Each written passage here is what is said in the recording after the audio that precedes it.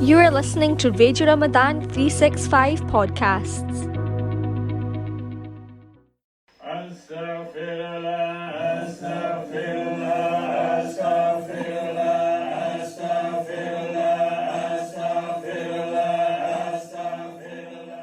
Assalamu alaikum, Shaikh Saab. Wa alaikum salam, Sajjad Sahab. All well? Very good, sir. How are you today? Also good, thank you. Alhamdulillah.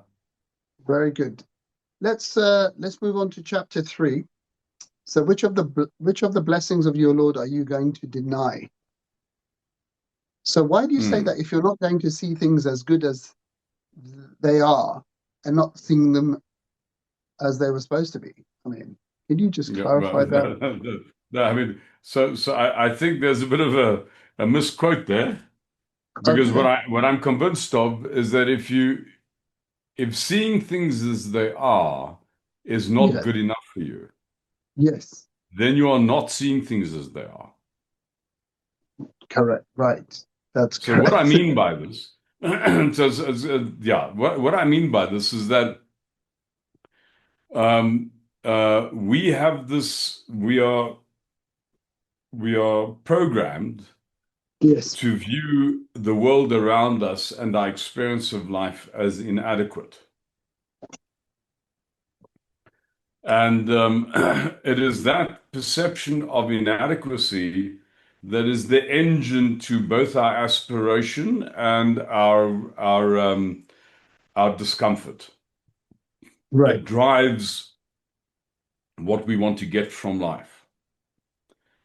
The miserable truth and unhappy truth of the matter is that actually there's nothing wrong with the world that is presented to us. It is absolutely perfect, and it's absolutely perfect in its finest detail. It is our misperception of that produces an assumption that it is not good enough for us. So our experience of inadequacy and lack is not because this is objectively true. This is because we aren't seeing the blessing that is in front of our nose. So that means that if we don't experience things as good enough and as good for us, then we're not seeing the thing as it is. We at some level are doing violence to the truth. Right. Allah frequently in Quran calls on us to reflect. And by definition, the word reflection is a sort of a past-focused activity. If they reflect upon, you're going to be thinking about something that you've already experienced before, reflecting upon. And in a sense, what he's saying to you is that look at the past, and as in Surah Al-Rahman, which of the blessings of your Lord are you going to deny? Look at your past and you find the blemish in it. Because you will find there's absolutely no blemish in it. The blemish in it, the blemish that you perceive is in your assumption that it should be different. But in fact, the entire story up until now has within it a sense of appropriacy and a sense of perfection, which is truly breathtaking. And if you saw that, if you recognize that rather, you would realize that your life is in the hands of a benevolent and protecting Rabb who has always had your best interest at heart and has always done better for you than what you could do for yourself. That your life works. You don't need to fix a thing that's working. Your life works by an ingenuity that is bigger than your own. We are not here to fix things. We're here to witness how stupendously they work. Which is why we are called on to examine the past. It's why we are called on to reflect, so that we can really recognize just how much of a boon we're the recipients of. Subhanallah. When you put it like that, it just sits differently.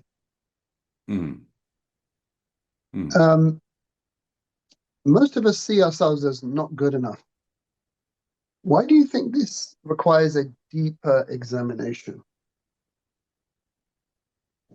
There's a superficial sort of quick answer to this, and then there's a more profound and deeper answer to this. Our inadequacy is part of our design. Mm,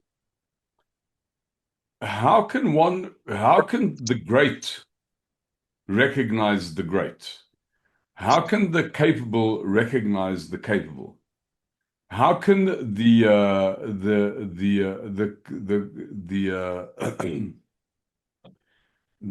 outstanding recognize the outstanding? This is impossible. It requires smallness to apprehend and affirm greatness. It requires mediocrity to affirm and recognize significance and something that's truly majestic and outstanding. So, in the first instance, the apparent inadequacy of our design is the necessary ingredient which enables us to witness Him and the perfection of Him and of His design. I mean, how do you know that there's a best of planners involved in your life? In a, Allah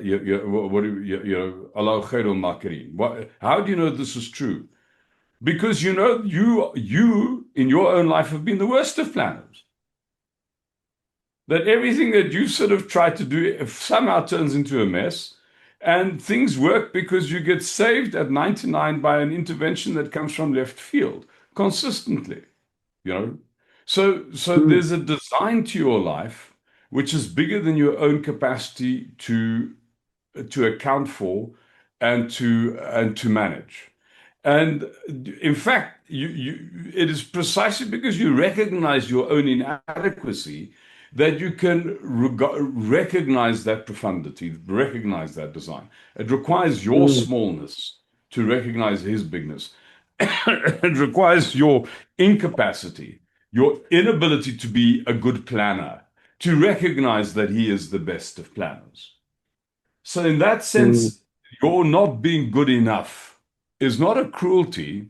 It is a necessary condition for you being worshipful, to produce the possibility of you being worshipful. You know, when I worship, I'm in awe. When I'm in awe, I'm affirming something that is greater, which basically requires me to be lesser. That is how it is. Then there's another sense in which seeing ourselves seeing ourselves as not good enough requires to be challenged. So it's like with the real profundities of our lives, the things you get many things that are simultaneously true or false, true and false. So it is true that you are not good enough. However, insofar as you are designed to be the one who's worshipful, insofar as that the very nature of how He put you together is so that you can be the one who has all, then surely you've been well designed. Yes. Even in your inadequacy, your inadequacy is part of this design that produces your worshipfulness. That's right. So in that sense, you are perfectly good enough. Because your Rabb has made you like this. You know, and He doesn't make mistakes. So that statement, most of us see ourselves as not good enough, is both true and false. You know, it's like many things of how Allah's created our condition. There's lots of things are simultaneously, the opposites are true at the same time. It is true that we are not good enough because it is true that for us to play our role, we need to be inadequate.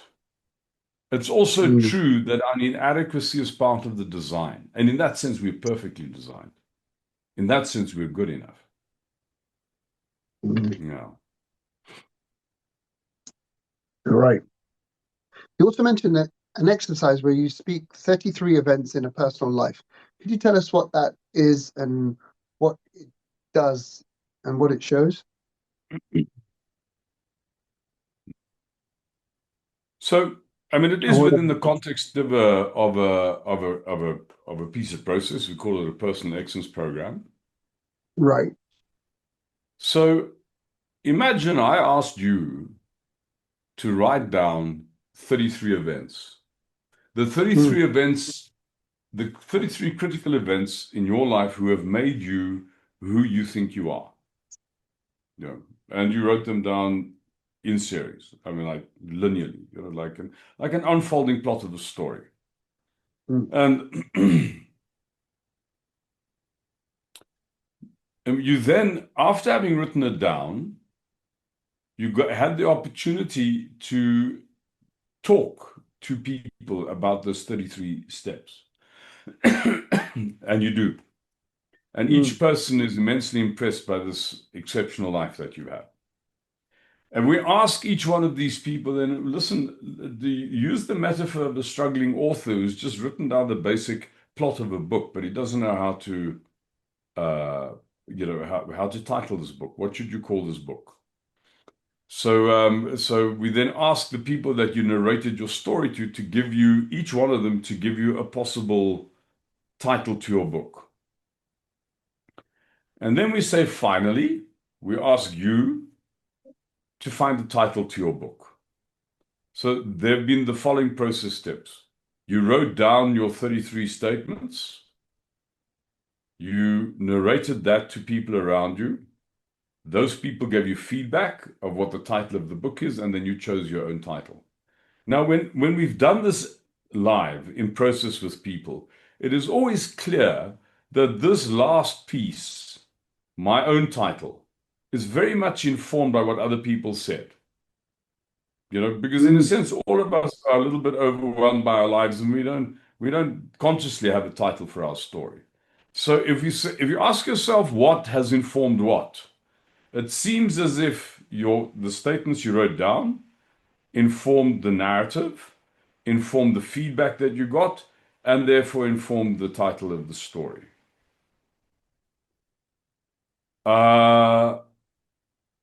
And then we take a pause, and then we say, apparently.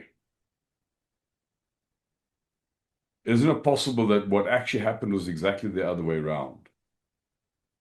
You know, that you already started off with a title to your story. It wasn't conscious, though. Because what made you choose those 33 statements?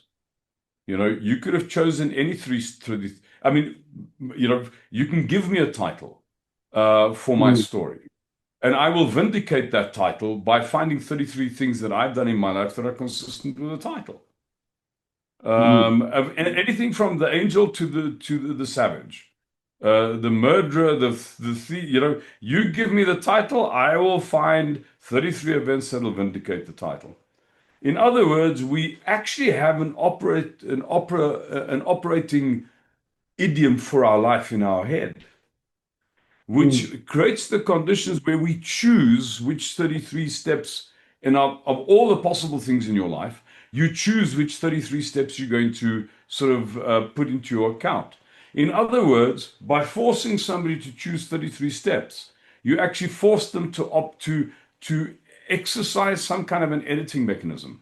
And that editing mechanism tells them and you what they think their life is about. You know. But now the implication of this is the following. Most of us think we are the product of our past. That's right. Yeah. Yeah. I am the product of my biography. But if you realize that, hold on, I choose what is significant in my biography, the principle whereby I chose the 33 steps, it basically means the biography doesn't produce me, I produce the biography.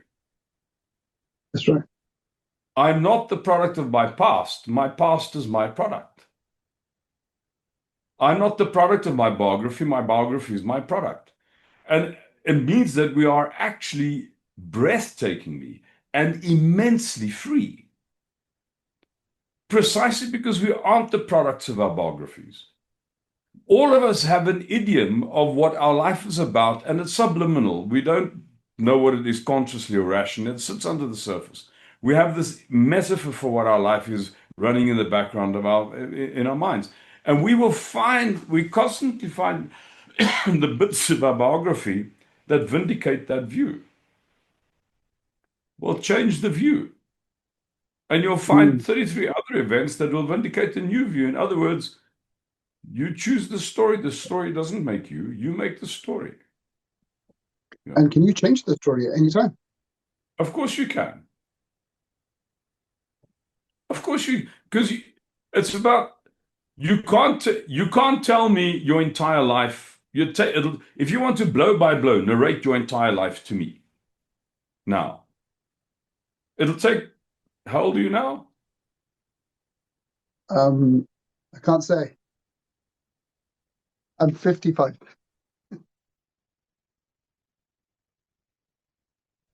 You're 55. To go through the narrative, because you'll be telling me, so you clearly can't tell the whole story. I'll tell the whole story. You have to take as much time as what you had to live the story. So obviously, when you tell the story, you're going to have to leave bits out. That's right. The bits that you leave out, and more interesting, the bits that you make the important bits, that says something about how you think, what the meaning of your life is. Right. But you could choose to deliberately make some things the key issues and make the things that you currently see as the key issues not the key issues. So the cruel man, Sajjad the cruel man. Do you think I'll be able to find, if we went with a magnifying glass through your biographic account and look at all the available material, we could find at least 20, 25 instances of being unkind and a bit cruel? No, not me.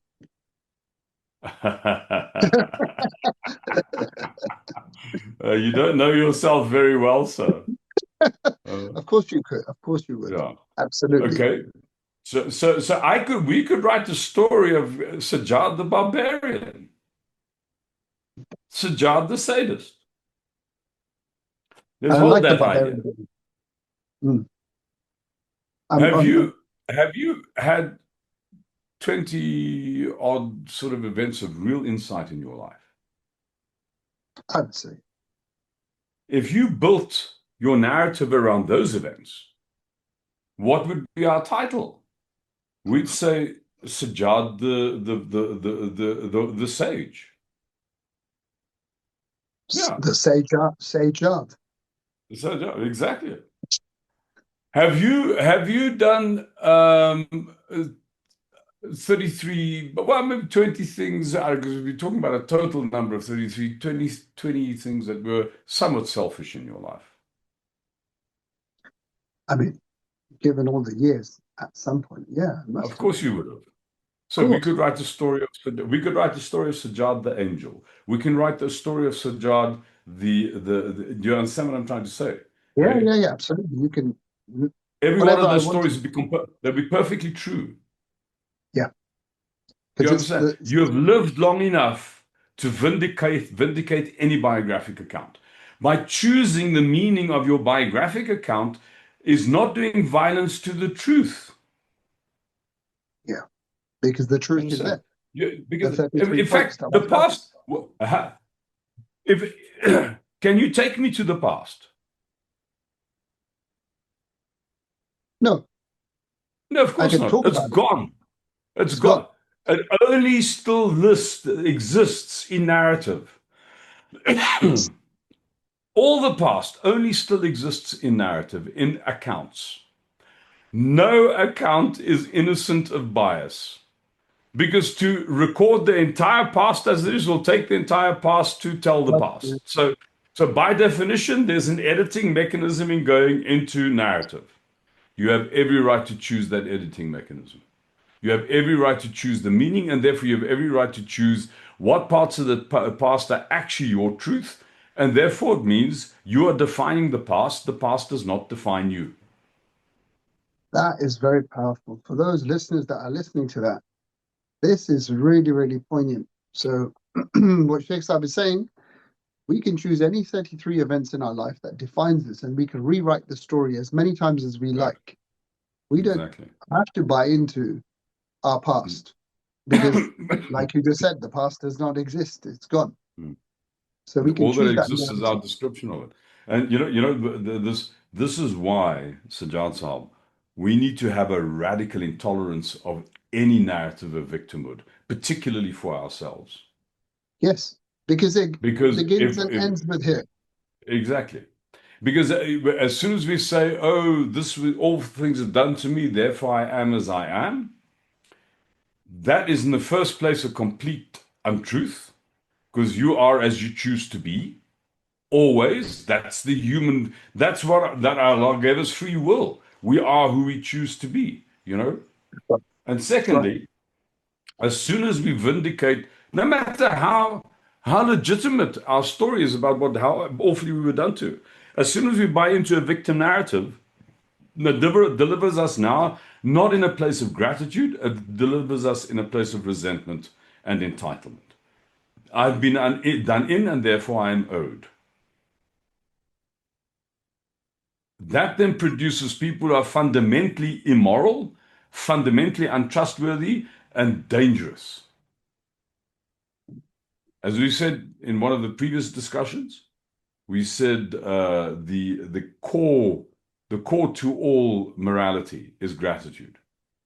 That's right. Without gratitude, there's no generosity. Without gratitude, there's no trust, and without trust, there's no courage. There's no giving at all.